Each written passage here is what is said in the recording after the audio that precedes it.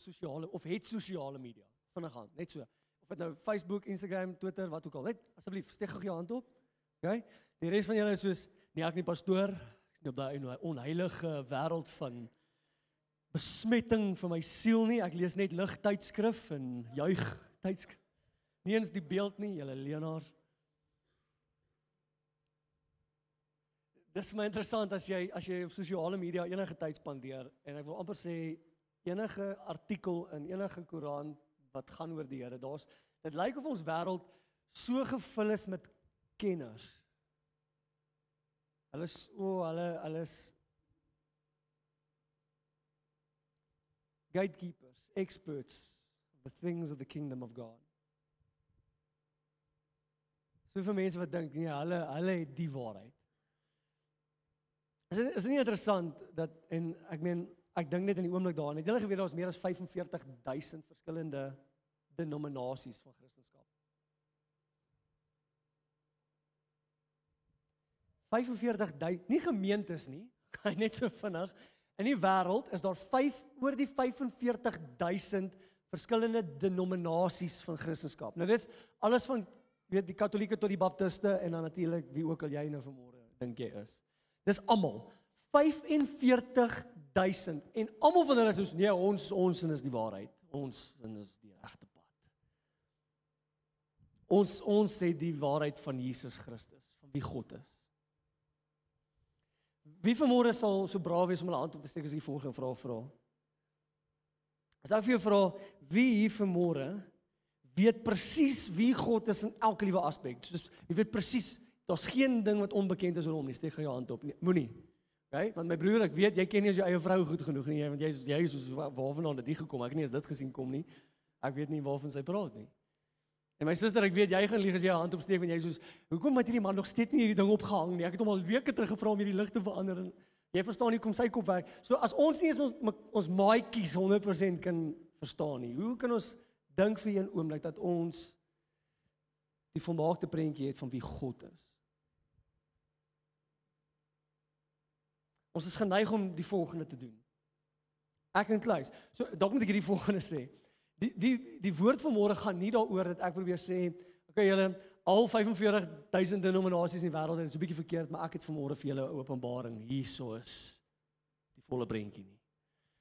Ek gaan nie so arrogant wees om dit te sê nie, en ek wil julle aanmoedig om self nie so arrogant te wees, as om te dink dat ons as individue daai prentjie 100% het. Enige God wat jy 100% kan verstaan met hierdie vetbol bo in jou kop, wat 'n brein genoem word, is nie waardig van aanbidding nie. En dan is hy onderwerpe aan jou verstaan van hom.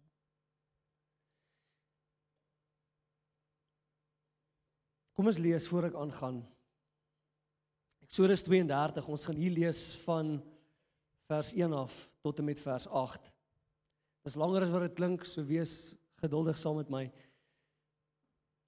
En let op dat in hierdie gedeelte wat ek gaan lees, is daar 'n term wat 4 keer herhaal word. Hy word 6 keer in totaal herhaal in die hele hoofstuk, maar ons gaan net tot vers 8 toe lees. So, ons begin so, het sê, now when the people saw that Moses delayed coming down from the mountain, vir die wat nie weet wat hier aangaan nie, Moses is op na die berg toe, en ontmoet met God, dan moet ek so 'n bietjie teruggaan. Gaan julle met my geduldig wees? Julle is great. 3 van julle is soos, ja, ons is geduldig, pastoor. Okay. Eksodus hoofstuk 20, ons gaan nou weer terugkom hoofstuk 20 toe. Maar ek wil vir ons een vers hierso voorhou. Eksodus hoofstuk 20, vers 19, sê, then they said to Moses, you speak with us, and we will hear, but let not God speak with us, lest we die. Onthou hierdie asseblief, dis belangrik om te verstaan dat die volk van Israel het die geleentheid om self met God te kan praat. Nie net Moses nie. En dan sê hulle, wow, nee, asseblief gaan jy namens ons, hoor by God en kom praat jy met ons, ons gaan doodgaan as ons daar staan. Okay? Dan hoofstuk 32. Now when the people saw that Moses delayed coming down from the mountain, hulle het seker gedink, hy is ook dood, the people gathered together to Aaron. Nou, Aaron is Moses se mondstuk gewees toe hy voor Farao was. and said to him, "Come, make us gods that shall go before us. For as for this Moses," hierdie Moses ou, "the man who brought us up out of the land of Egypt, we do not know what has become of him." And Aaron said to them, "Break off the golden earrings which are in your ears of your wives, your sons, and your daughters, and bring them to me." So all the people broke off the golden earrings which were in their ears and brought them to Aaron. And he received the gold from their hand, and he fashioned it with an engraving tool, and made a molded calf. Kalf, koei, kalf. Nie kuite nie. Then they said, "This is your God, O Israel. This is your God that brought you out of the land of Egypt." So when Aaron saw it, he built an altar before it, and Aaron made a proclamation and said, "Tomorrow is a feast to the Lord." Okay. Hierdie kalf is die God wat ons uit Egipte uitgebring het. En môre is 'n feesdag tot die Here. Stilte. Hulle was nie stil nie.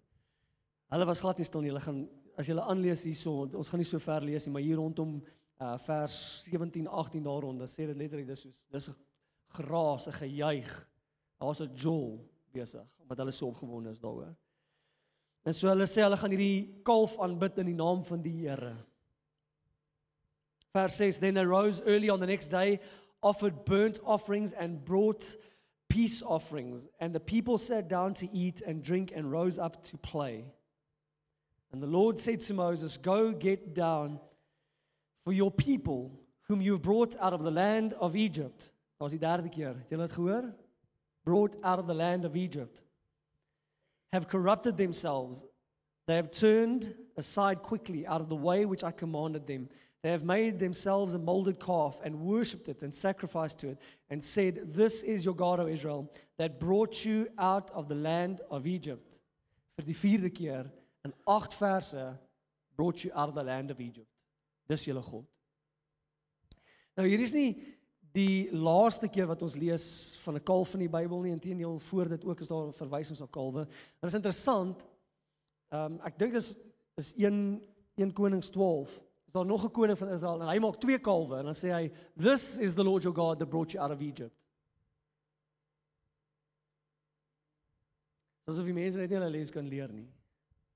Maar hier is vir my die interessante dinamika rondom hierdie hele prentjie is dat daar's 'n oomblik waar die volk die geleentheid het om God self te kan ken, persoonlik.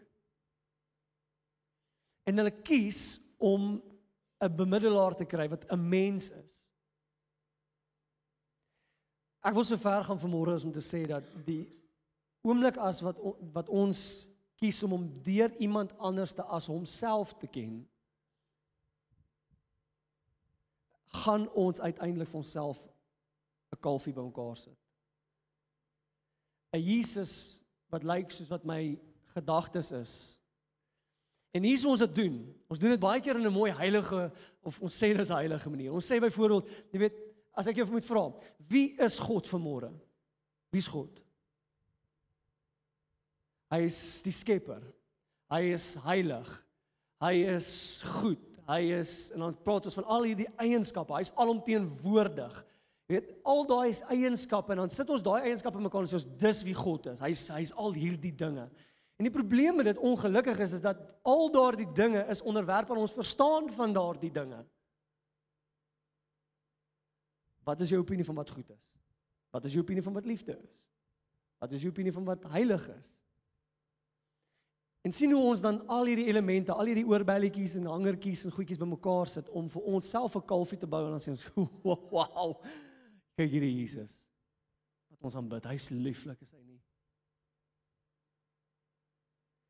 En dan wat ons, waarmee ons sit op die einde van die dag, ons sit met 'n Pinkster Jesus, ons sit met 'n gereformeerde Jesus, ons sit met 'n sending Jesus, ons sit met 'n dien waar jy is Jesus, ons sit met 'n gemeente Jesus en ons sit met 'n huiskerk Jesus, ons sit met 'n Jesus wat lyk soos die goedjies wat ek bymekaar gesit het, my eie vorm van wie God is.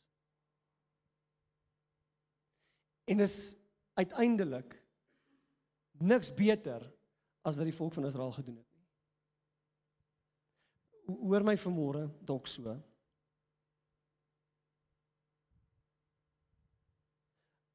Ek dink wat ons baie maal probeer doen, is dat ons probeer om van onderaf boontoe na openbaring van God te werk.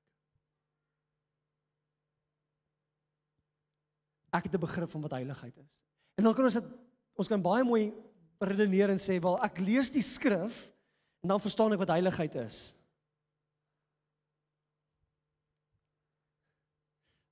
Ek lees die skrif, en dan verstaan ek wat liefde is. En dan lig dit in hoe ek na Jesus kyk, of na wie God is.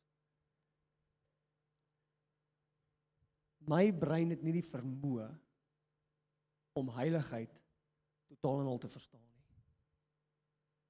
My brein het nie die vermoë om liefde totaal en al te verstaan nie. Ek het nie menslik die vermoë om enige van die eienskappe van God reg te verstaan nie. En hier's die een ding wat my benoud maak rondom dit. Is dat selfs as ek 100% al die elemente wat ek verstaan 100%, daar kom niks kort in my verstaan van dit nie. As ek een element omtrent dit mis, is dit nie 'n akkurate verteenwoordiging van wie God is in die eerste plek nie. En hier's die Nuwe Testament, dalk moet ek hierdie vinnig sê. In die Nuwe Testament is daar nog 'n kalf. Het julle geweet? Daar's 'n kalf in die Nuwe Testament. Dis een van ons gunsteling kalfies. Maar hierdie een is eintlik 'n verteenwoordiging van Jesus. Dis waar die verlore seun, soos ons na hom verwys, huis toe kom. Daai vetgemaakte kalf. Weet jy vanmôre dat daai vetgemaakte kalf 'n profetiese prentjie is van Jesus Christus self? En is een wat die Vader kies om te bring. Dis nie een wat die seun kies nie, die jongste of die oudste nie. Dis een wat die Vader kies na vore te bring. En dit is 'n profetiese prentjie van wie Jesus Christus is, en dan uiteindelik 'n verteenwoordiging van wie die Vader is. He is self-disclosing. Hy is self-openbarend. En die oomblik wat ons probeer om 'n kalf vir ons eie te bou, gaan dit dalk staan op 'n mooi ou, jy weet, plekkie in ons huis of in ons harte, en die realiteit is hy leef nie.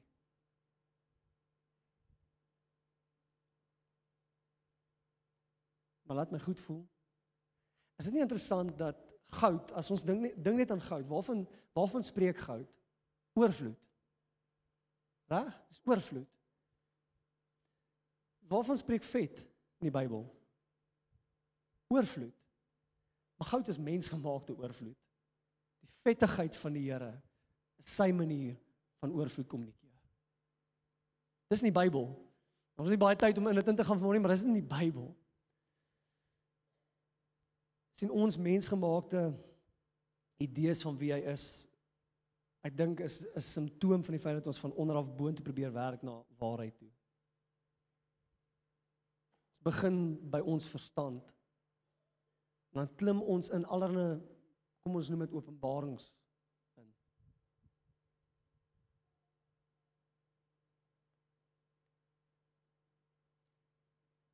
Ek gaan vir ons hoofstuk 1 lees van die boek van Openbaring. Blaai saam met my soontoe asseblief. Ons gaan van vers 11 af lees hierso. En wil vir ons iets duidelik maak dat die persoon wat hier skryf is Johannes, die apostel. Dit sê, hy verwys homself as een wat Jesus liefgehad het, met ander woorde, Jesus het hom liefgehad. Hy praat so van wie, hy het ook natuurlik in die begin gesê, hy is een wat Jesus liefgehad het, soontoe. Maar later besef hy nie, hy is die een wat my liefgehad het. En hy word wyd gereken as die een apostel wat Jesus beter geken het as enigiemand anderste. En hoor wat gebeur met hom.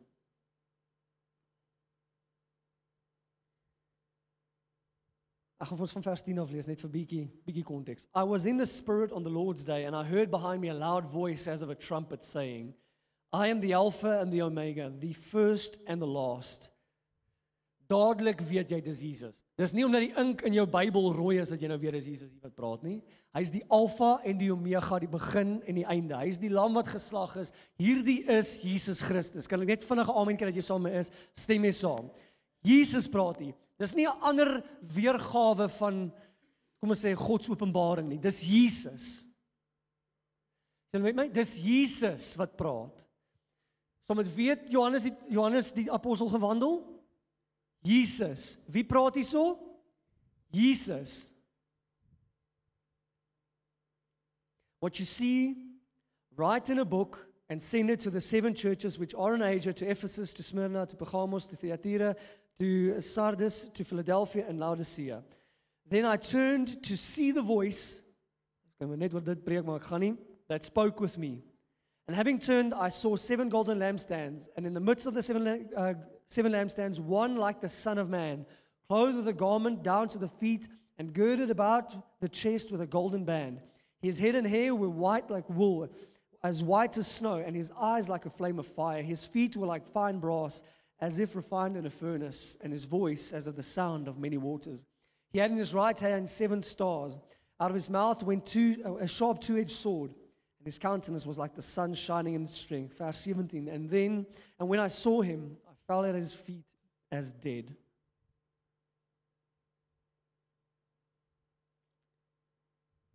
But he laid his right hand on me, saying to me, do not be afraid, I am the first and the last.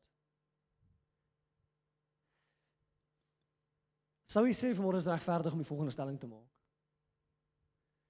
Johannes het hierdie openbaring van hoe Jesus lyk, hoe hy klink.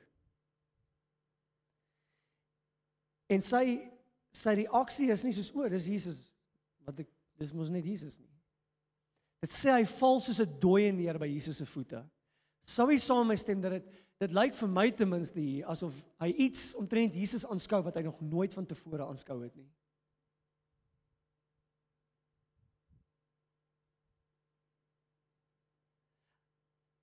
Jesus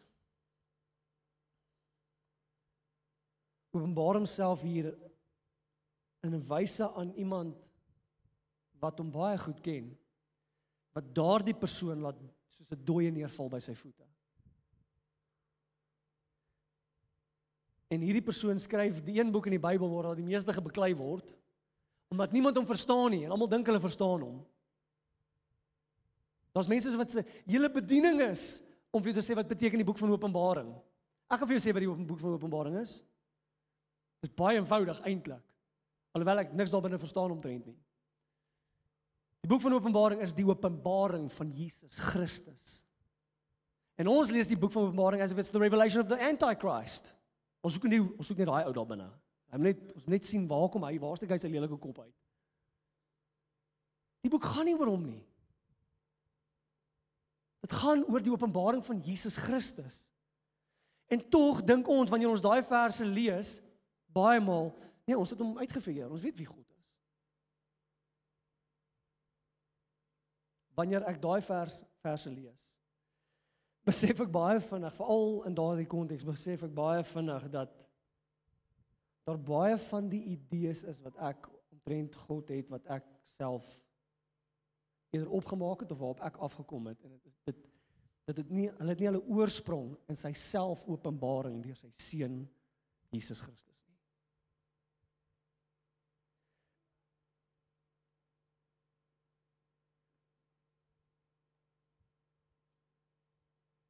Tina wil vir ons vergaan. Augustine het gesê, en ek het dit nie neergeskryf, the finite cannot understand the infinite.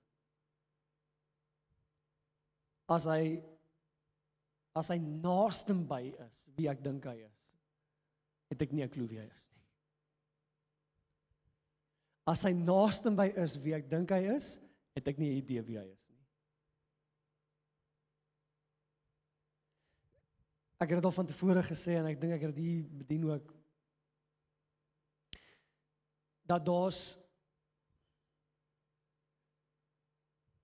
we want to see the signs and the wonders, and they are promises from God. Dis nie verkeerd nie. Hoor my, dis nie verkeerd nie. Ekskuus, ek gaan dit in Engels sê, maar dit kommunikeer net so effens beter. Maar perhaps one of the reasons why we don't see the wonders is because we ourselves are no longer in wonder before him. Is my uitgefigure. Nee, maar dis mos Jesus. Dis mos Jesus. Geen verwondering nie. Dan wonder ons hoekom die wonders nie gebeur nie, maar ons geen verwondering nie. Aan die een kant, en hier's die fyn lyn, aan die een kant, wanneer ek 'n wonder sien, is ek nie veronderstel om oorweldig te wees, want dit is soos, ja, dis my Jesus. Maar aan die ander kant is dit so, my soul, het jy dit gesien? Dis my oorweldigende stem.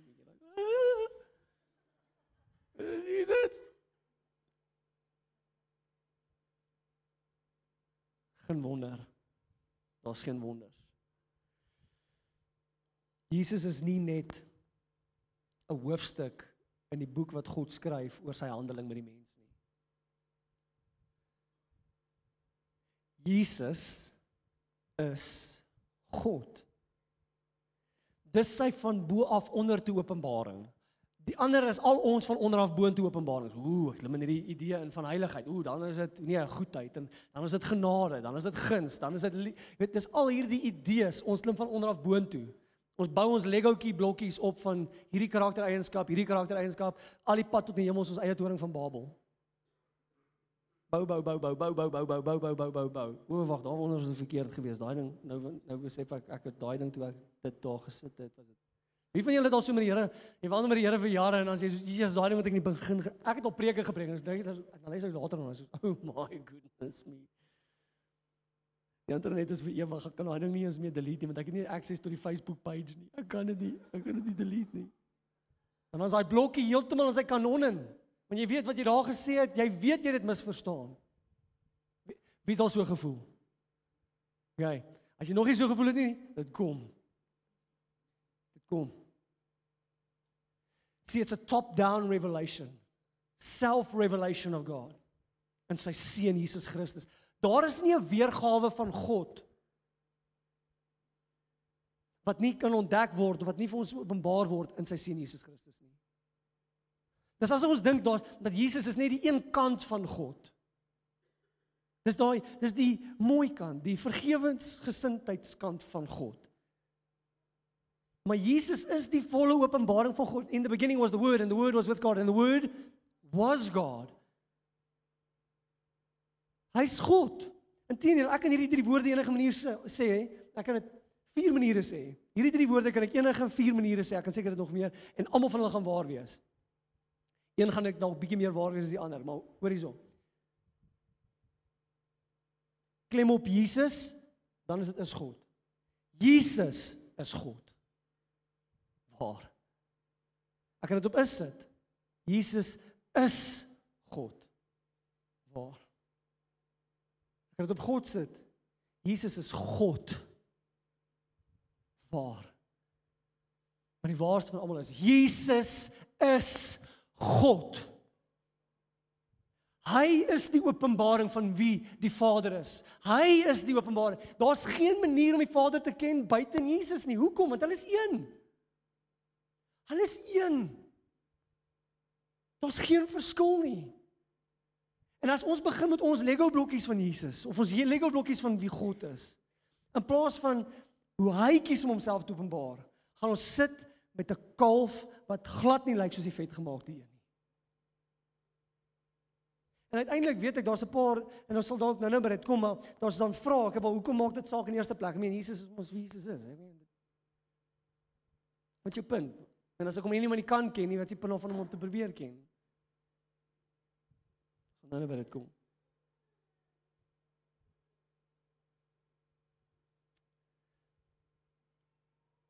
Kom ons gaan na die hoofstuk 20. Eksodus hoofstuk 20.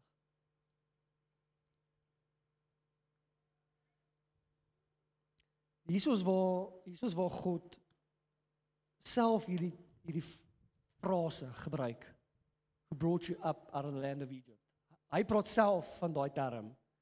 Onthou ek het genoem dat dit word 6 keer herhaal in hoofstuk 32. Hoor wat sê God self hierso. Exodus hoofstuk 20. Ek het al bedien oor Exodus hoofstuk 20 en ek het die volgende stelling gemaak, juis oor die tweede gedeelte wat anders lyk as wat dit lyk in die ander gedeeltes.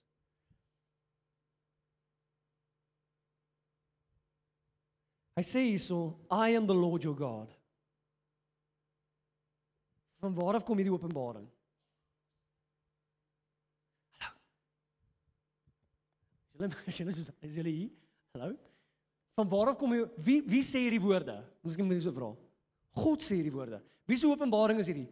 I am the Lord your God. Wie se openbaring is dit? Dis God se. Hy sê ek is die Here jou God. Okay? Dis nie Moses wat sê dis die Here julle God nie. Dis God wat sê ek is die Here julle God. Okay? So God praat self hierso. Who brought you out of the land of Egypt. Presies dieselfde woorde. Het julle dit gesien? I am the Lord your God who brought you up out of the land of Egypt. Selfde woorde. Maar daar's iets anders wat God self bysit hierso. Wat uitgelaat word op al die ander plekke en ek dink die rede daarvoor is baie eenvoudig, want die ander weergawes van daai storie kan nie doen wat die tweede deel van hierdie sê nie. Hoor hierso. I am the Lord your God who brought you out of the land of Egypt, out of the house of bondage. Wat beteken dit? 'n Kalf kan jou nie vrymaak nie. 'n Goue kalf kan jou nie vrymaak nie. Maar die volmaakte offer van Jesus Christus, die selfopenbaring van wie hy is, het die vermoë, die krag om jou vry te maak. Hoor hierso, ek gaan ons teruggaan hierso. Vers 32 sê, who brought us out of the land of Egypt. We do not know what has become of him. Brought you out of the land of Egypt. You brought out of the land of Egypt. Brought out of the land of Egypt. Brought out of the land of Egypt. Julle is elke vas. Nee, ek lees vir julle elke keer wanneer daar verwys word in hoofstuk 32. Brought us out of the land of Egypt. Selfde. Nêrens sê dit. Nêrens anders sê dit out of the house of bondage. Want soveel van ons sit nog steeds met dieselfde ou goed waarmee ons gesukkel het toe Jesus toe ons gesê het ek aanvaar Jesus my redder en saligmaker. Sien, Jesus self sê in Johannes hoofstuk 8, hy sê, if the Son sets you free, you are free indeed. Dis die vetgemaakte kalf wat praat. Hy sê, as ek jou vry maak, is jy vry. Ek haal jou nie net uit die hel uit en sit jou in die hemel en jy wil nog aanhou sondig nie. Nee, jy verstaan verkeerd. Ek red jou.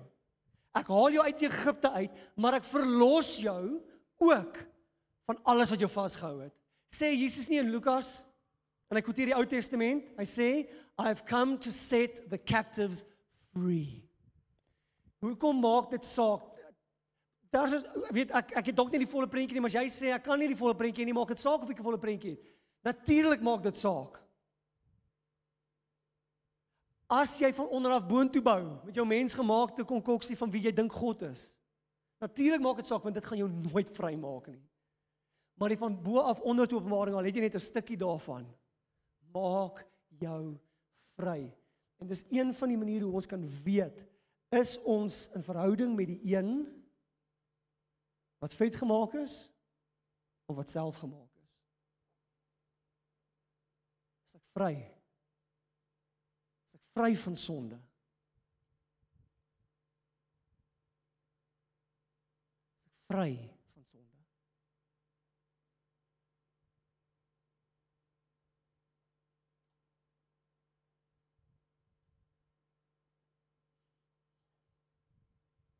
Ek weet baie van julle kyk nou vir my en soos wag, okay, wat's volgende? Ja, ek wag vir julle om julleself te vra. Vra jouself oor. Hoekom is ons tevrede met 'n kragtelose, verskillende Anglisisme, maar ek dink nie dis die regte Afrikaanse woord, maar impotente weergawe van wie God is. Een wat net die vermoë het om my te vergewe, maar nie vry te maak nie. Die primêre ding wat hy wil kom doen is om jou vry te maak. Natuurlik het hy jou vergewe, maar hy wil jou vry maak. Vry van die heerskappy van sonde oor jou lewe. 100% vry. Beteken nie dat jy nooit ooit, luister, wanneer ons soos, maar beteken dat ek gaan nooit in my lewe enigiets verkeerd doen nie. Natuurlik nie. Almal van ons sondig. As jy sê jy het geen sonde nie, as jy 'n leienaar, sê die Bybel. So ek maak nie of jy nie die vermoë het om te val nie. Maar jy het verseker nie meer die vermoë om jou val te geniet nie. Ek het vir baie lank gesukkel. Daar's 'n vers, Paulus skryf dit in die oomblik, ek kan in die oomblik net nie onthou waar dit is nie. So vergewe. Ek ken nie die hele Bybel uit my kop uit nie, so ek gaan verseker nie heeltemal goed uitgefigure hê nie, nee. Maar as die skrif Paulus sê dat ons van hier af vorentoe die vlees en die sonde daar's geen verskuldiging nie. Ek skuld my sondige natuur niks meer nie, as gevolg van Jesus se werk. En toe ek die Here net begin dien, is ek soos, wat beteken dit? Ek verstaan nie dit nie. Dis soos, ek skuld my sondige natuur niks. Wat beteken dit? Ek weet nie wat dit beteken nie. Dis soos, ek het altyd gedink is lekker om te sondig. So ek het nie gedink dit vra my iets. Ek soos, sonde. So dit het nie vir my sin gemaak nie. Ek is dit nie meer enigiets verskuldig nie. Dit maak nie vir my sin nie. Like dit mos. Is lekker. Tot ek begin verstaan dat nee, hy het my daarvan vrygemaak tot die mate dat ek verstaan nie net is daar nie meer 'n houvas op my nie. Maar daai is letterlik nie meer wie ek is nie. Dis nie meer wie ek is nie. Hier is hoe ons as Christene baie leef vandag. Ek gaan nou klaar maak, ek weet ons ander diens begin amper, Pastor Willem. 5 minute max. Ons leef so. Ek moet daagliks sterf. Daagliks moet ek sterf tot myself. Weet julle wat Paulus daai woorde sê? We die daily. Praat hy glad nie daarvan nie. Hy praat van die persecutions wat hulle deurgaan. Dit gaan glad nie oor die feit dat hy soos, ja, gaan nou maar sterf tot myself en ek weet van julle ding aan die ander skrif wat Jesus praat van tel op die kruis daagliks en dis nie, dit gaan glad nie oor nie. As jy 'n nuwe skepsel is in Christus Jesus, 2 Korintiërs 5:17, dis die Bybel. 2 Korintiërs 5:17. Hulle wat in Christus is 'n nuwe skepsel. Die ou ding het verbygegaan. Kyk, in Engels behold, jy moet kyk, jy moet aandag gee. Alles het nuut geword. Nou as jy 'n nuwe skepsel is vandag, kom ons sê die datum 30ste Mei 2025. Nuwe skepsel. Môreoggend word jy wakker. Jy moet maar vandag weer doodgaan. Wie op aarde het môreoggend wakker geword dan? Gisteroggend, ek weet nie hoe jy nou wil praat. Wie word dan môreoggend wakker? Die nuwe skepsel of het jy die ou mens gaan opgerou? 'n bietjie wakker geklap en gesê, kom broer. Wie wil die nuwe skepsel elke dag kruisig? Dis hoe ons leef. Dis presies hoe ons leef. Want ons is nie vrygemaak nie. Ons leef nie vry nie. Hoekom sê ons vir 'n weergawe van Jesus? Of 'n weergawe van God? Wat nie van homself afkom nie. Hier is die uitnodiging vir môre.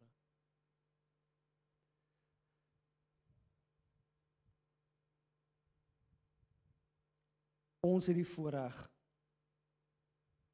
om die God van hemel en aarde te kan ken vanuit sy perspektief. Omdat hy homself openbaar in ons deur sy seun Jesus Christus. Enigiets anders sal jou los in ballingskap. Jy mag dalk uit die land van Egipte uitgekom het.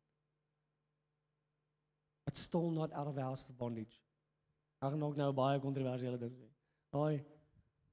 Julle gaan nie verkeerd hieraan dink. Ek dink nie verkeerd daaraan nie. My gedagtes is gereinig en heilig. Ek dink nooit aan enigiets verkeerd nie.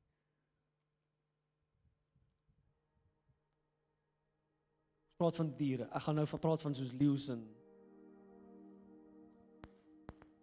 jy kan die leeu uit die bos uithaal, maar jy kan nooit die bos uit die leeu uithaal nie. Reg? God het jou uit Egipte uitgehaal en uit Egipte uit jou uitgehaal. Deur sy seun Jesus Christus. Moenie net settle vir een wat jou uit Egipte gehaal het nie. skiet kort. Jy gaan bly struikel. Kom ek bid saam vir ons, staan asseblief saam. Here, ek wil bid vanmôre dat elkeen van ons, en ek weet hierdie is daar's 'n groei in ons groei in openbaring. Here, ek meen ons sien dit met Johannes self. Hy groei in sy openbaring van wie hy is. Ons kan nie dink dat ons die tydlose, eindelose God kan ken in hierdie tyd wat ons op aarde is. Ons kan dit nie ten volle ken nie. Maar ons kan die volheid ken.